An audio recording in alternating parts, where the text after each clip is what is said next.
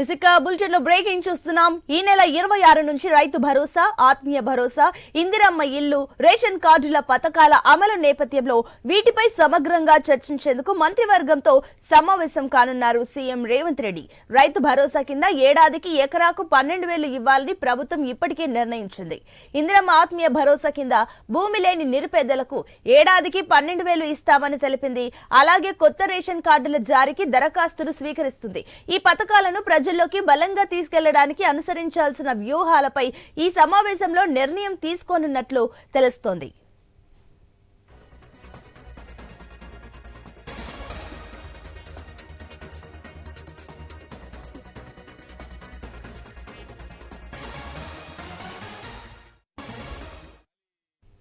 ఈ నెల 26 నుంచి రైతు భరోసా, ఆత్మీయ భరోసా, ఇందిరమ్మ ఇల్లు, రేషన్ కార్డుల పథకాల అమలు నేపథ్యంలో వీటిపై సమగ్రంగా చర్చించేందుకు మంత్రివర్గంతో సమావేశం కానున్నారు సీఎం రేవంత్. రైతు భరోసా కింద ఏడాదికి ఎకరాకు 12,000 ఇవ్వాలని ప్రభుత్వం ఇప్పటికే నిర్ణయించింది. ఇందిరమ్మ ఆత్మీయ భరోసా కింద భూమి లేని నిరుపేదలకు ఏడాదికి 12,000 ఇస్తామని తెలిపింది.